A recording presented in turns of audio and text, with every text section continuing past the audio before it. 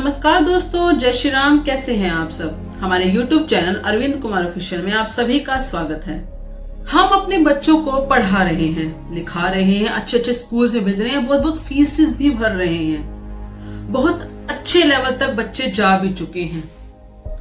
उसके बावजूद अगर आपको ये लगता है कि बच्चे कहीं फंस नहीं सकते या किसी स्कैम में फंस नहीं सकते या बहुत इंटेलिजेंट हो चुके हैं, तो ये आपकी गलतफहमी है।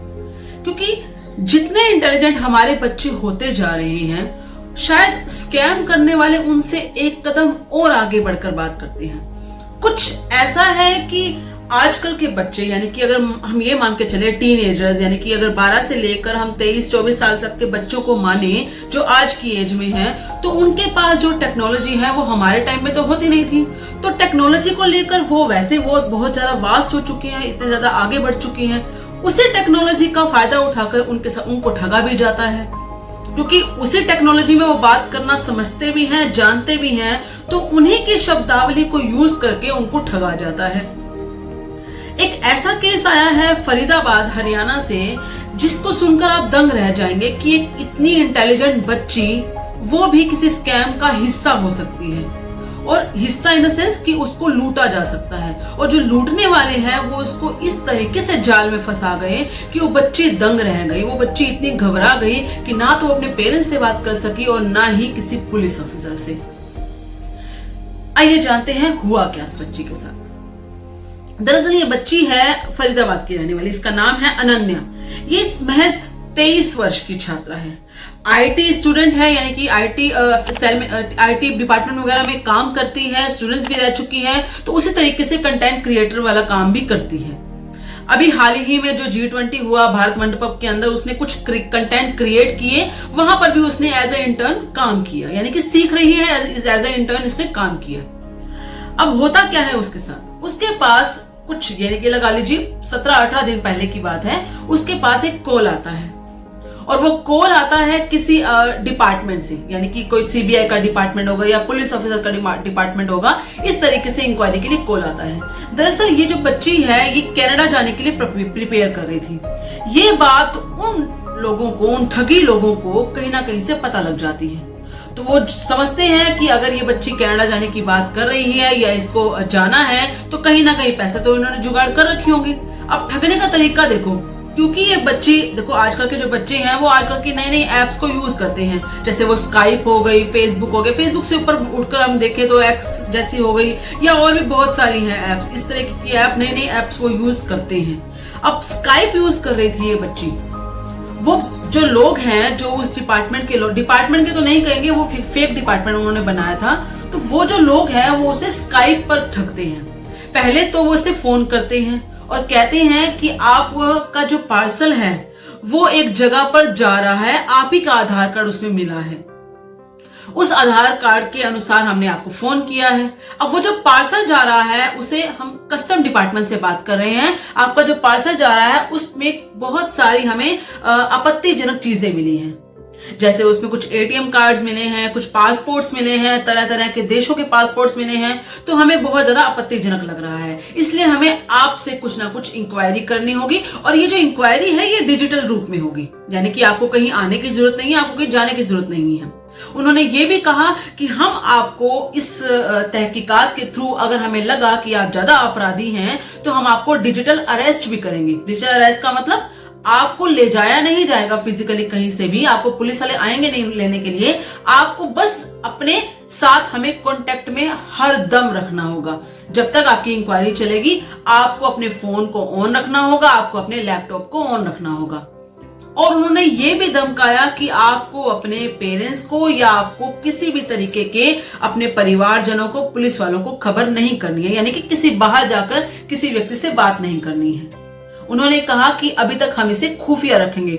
वो बच्चे समझती है कि हो सकता है, क्योंकि देखो आजकल के बच्चे हैं वो फॉरेन जाने की तैयारियां करते हैं, फॉरेन जाने के लिए ज्यादा इच्छुक रहते हैं, या ये लगाइए कि बड़े बड़े तरीके से वो हर, मतलब अपने पापा मम्मी का काम भी वो लगभग आजकल बच्चे देखते हैं, क्योंकि ऑनलाइन की चीजें, क्योंकि ऐसा है कि पिछले जमाने में इतना सब कुछ नहीं था, एडवांस नहीं था, तो बच्चे आजकल थोड़े एडवांस हो रहे हैं, तो उनको ही मॉम डैड जो होते हैं, फादर मदर जो होते हैं, वो उन्हीं को संभलवाते हैं कि बेटा तुम देख लेना।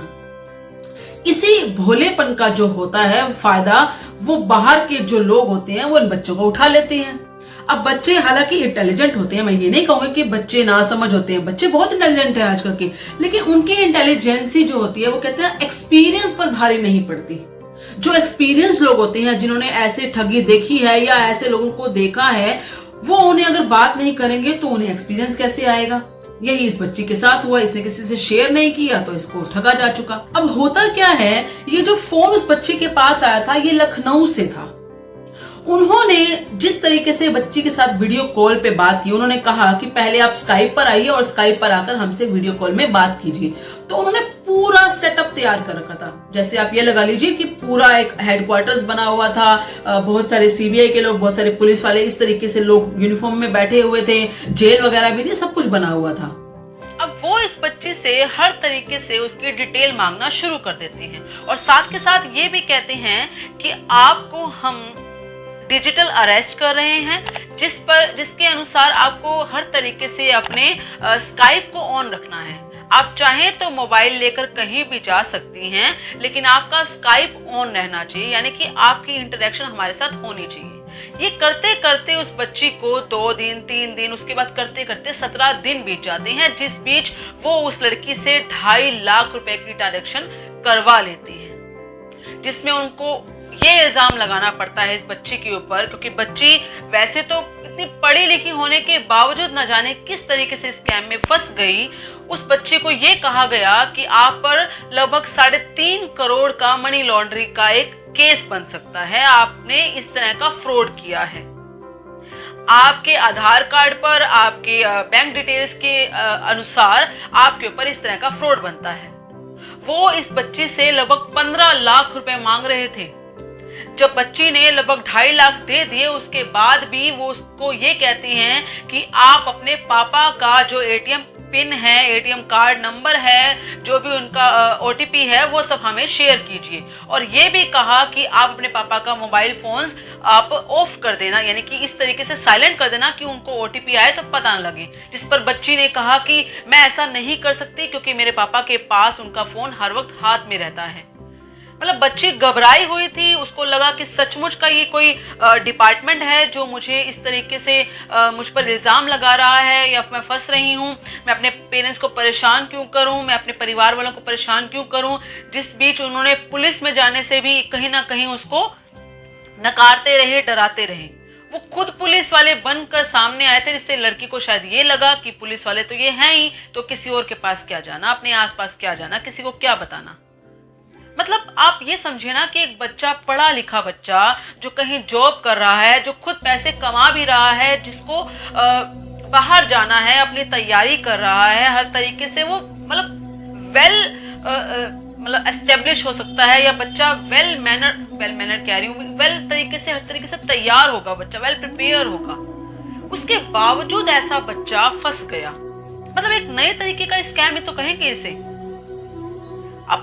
उसने ये भी कहा कि अपने पापा का डिटेल, यानी कि अब उनकी और भी इच्छा थी कि इस बच्ची से किसी न तरीके से पैसे निकलवाया जाए। उन्होंने ये भी कहा कि आप चाहे तो अपने फ्रेंड सर्कल से पैसा मांग सकते हैं, आप चाहे तो किसी से भी पैसा मांग लीजिए, इस तरीके से पैसा मांग लीजिए, उस तरीके से पैसा मांग लीजिए, लेकिन ये बात डिटेल बाहर नहीं जानी चाहिए, किसी को बताइएगा मत कि हम आपसे कुछ करवा रहे हैं, क्योंकि आप इसमें ज़्यादा फ्रॉड हो जाएगा, आप ज़्यादा फंस जाएंगे। कैसे कैसे घुमा घुमा के बच्ची को फंसाया गया। और वो बच्ची, जो आजकल के बच्चे, मतलब आप सब कुछ देखते हैं, आपको पता है कि फ्रॉड कैसे हो सकता है। मैं तो ये कहूंगी कि कहीं ना कहीं आपका आईक्यू लेवल ही कहीं ना कहीं कमजोर होगा, जिस वजह से आप ये चीज समझ नहीं पाई। कोई आपको आपके पेरेंट्स से बात करने के, देखिए जनरली क्या होता है, अगर कोई फंसता है, कोई भी नॉर्मल इंसान अगर कहीं भी किसी काम में, किसी कांड में फंसता है, या उसने सचमुच कोई कांड किया होता है, तो उसके पेरेंट्स हो या उसके परिवारजने हो या कोई भी हो, उन्हें ये बात जरूर पता लगती है। पुलिस फिजिकली उनके घर पर आती है, हर तरीके से एक लीगल प्रोसेस किया जाता है। लेकिन यहाँ पर बच्चे को लीगल प्रोसेस के जरिए सिर्फ और सिर्फ मोबाइल पर या लैपटॉप पर ही उसके साथ हर चीज की जा रही थी, उसके साथ बातचीत की जा रही थी। उसके बाद भी ये बच्ची समझ नहीं पाई। शायद उसको लगा कि कैसे हो सकता है, हमारी गवर्नमेंट इतनी ज्यादा एडवांस हो चुकी है कि अब सब कुछ फोन पर ही होगा। शायद उस बच्ची को यही लगा। लेकिन फ्रॉड करने वालों का कोई उनका कोई दीन ईमान तो होता नहीं है। उन्होंने तो वही करना है जो इस हिसाब से वो करना चाहते हैं। 15 लाख तक की डिमांड की थी बच्ची के साथ। बच्ची के पास जितने पैसे थे उसने इकट्ठा कर रखे थे, उसने उतने पैसे दे दिए।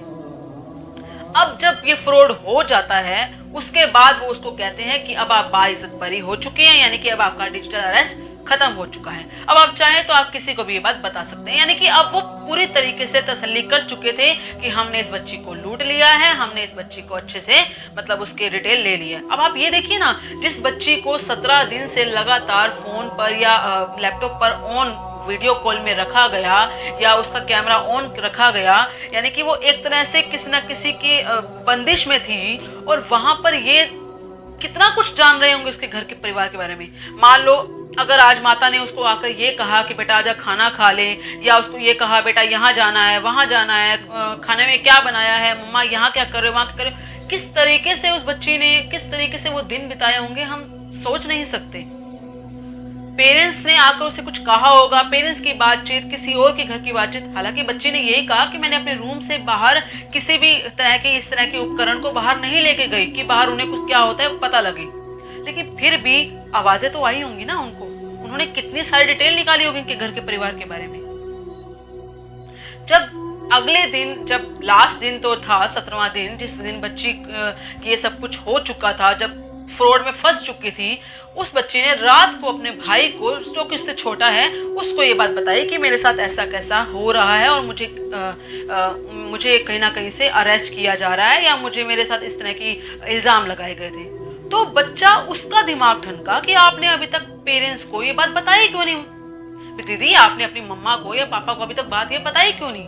तो उस बच्ची का देखो सेंसिटिविटी, देखो उस बच्ची की, वो फिर भी घबरा रही है कि क्यों मम्मी पापा को रात को परेशान करना, हम सुबह बता देंगे।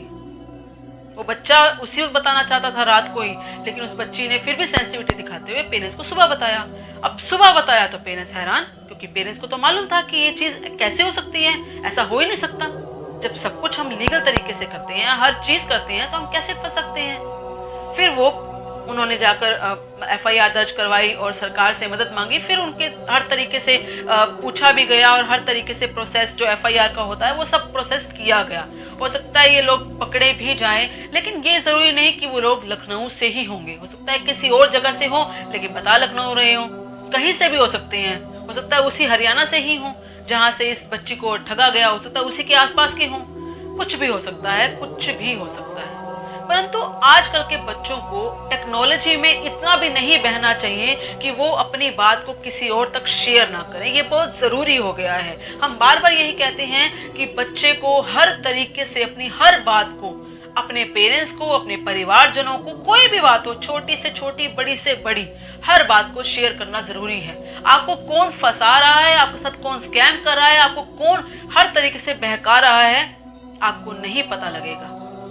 और बहुत से लोग हैं जो हर तरीके का फ्रॉड आपके साथ कर सकते हैं। ये फ्रॉड वाले कुछ ज्यादा ही आगे चालाक बनते जा रहे हैं, इसलिए आपको उनसे 2 गुना चालाक बनना